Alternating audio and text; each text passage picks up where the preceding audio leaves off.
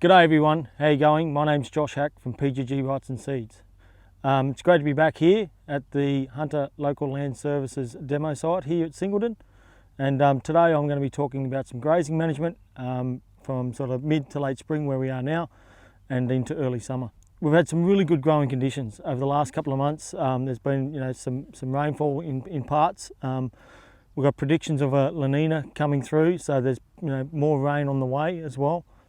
So there's an opportunity now to really try and capture as much quality feed as we can. And that comes down to our grazing management and also recognising true surpluses. When I talk about, I'll talk about mainly ryegrass now, but there's basically going to be two different grazing management strategies, depending on what sort of plant you might have in the ground at the moment. So it's going to go into roughly two categories. You're going to have some annual pastures, so really early annual ryegrasses, like this one here now, have already started going to head and losing their quality. Okay, so we'll talk about them because they've got a little bit different management going forward. And also this is also another annual, but as you can see, it's a longer season annual, a later flowering, and it's still quite leafy and good quality. But it'll be in the same sort of category of how we need to deal with that. And then also out there we've got a lot of Italian type pastures and also perennial rye grasses. So they're going to be nice and vegetative still, and they're going to have a bit different grazing management as well. Okay, so we need to work out what we have in the paddock and then assess that and then start putting our grazing management and trying to conserve quality feed going forward. So first of all, I'll talk about the annuals. So with annuals at the moment, because they've turned reproductive, okay, what the recommendation is typically is to get to about seed head emergence, because as they turn reproductive, those plants are not going to come back. They are true annual plants, okay? So once they go reproductive, the seed head's coming through the center of the plant, okay? They're not going to come back once they get grazed back, okay? So what we try to do there is we want to know that quality is king, okay? So trying to get quality feed, either conserved or into our animals, is what it's all about. So as you can see with this one here, it's well and truly past that seed head emergence.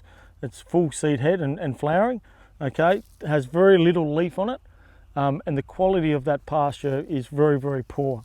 We're not going to get real good weight gains, and we're not going to get real good silage out of that type of plant. So this is why it's important to recognise early if you've got an annual pasture. And as we can see with this one here, this is a later flowering type annual, okay? But it's still nice and leafy. And as we can see, if we look at the top of it, it's just about to hit that seed head emergence. Now, in a year like this where we've probably got a bit of excess feed around us, and the La Nina is predicted as well with wetter conditions, I'd probably urge on going even earlier if you can, and try and get as much leaf conserved or into the animals as possible.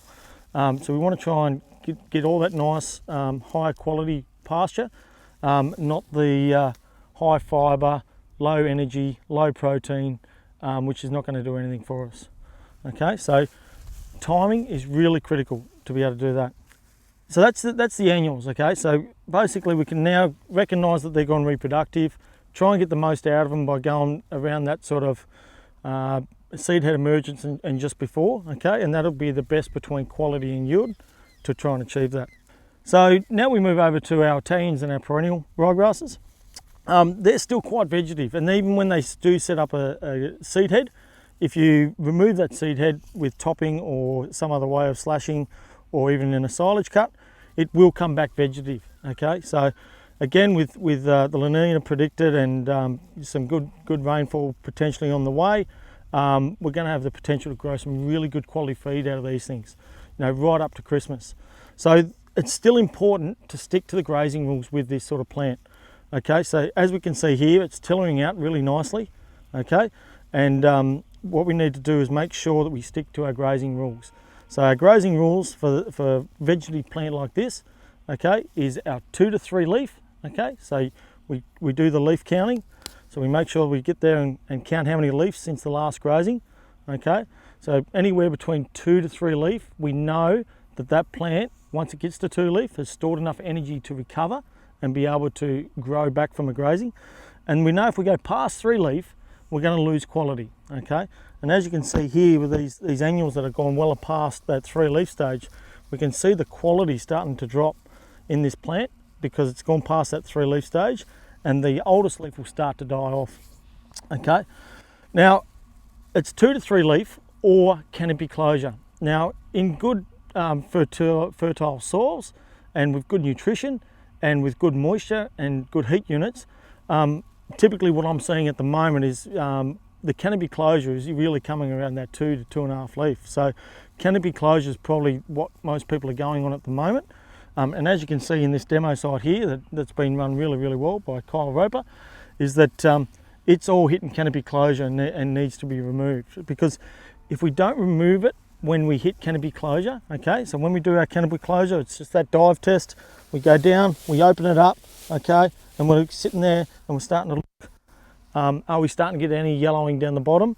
Can we see the soil from the top, etc., etc.? Because we want to capture as much light as possible, okay, to be able to photosynthesize. But at the end of the day, we don't want to go past that canopy closure because we'll start to lose quality at the bottom of that plant.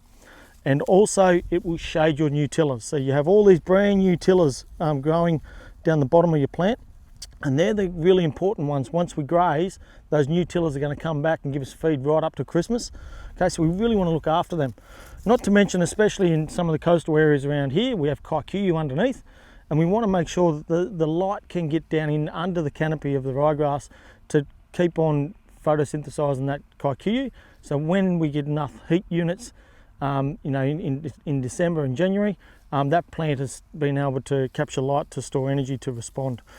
So again, canopy closure is really, really important, okay? So we don't want to go past it because we'll end up killing our tillers, okay? Those new plants, they'll abort. We lose quality, okay? And what did we say there before? Quality is king. And if you go too far past canopy closure, you can get a thing called aerial tillering. Now that happens when the plant starts to elongate from the base, okay, and the growth point lifts up off the ground, and those new tillers start to form off the ground, okay, and they'll start to try and put roots out. Those tillers will not survive. So as soon as you cut silage or as soon as you graze that and remove it, those tillers are going to abort and die or not be able to get to soil. So there's some tips going forward. Hopefully that's helpful, and any questions, be happy to receive any calls or any information, and looking forward to a really good finish to spring. Thanks very much.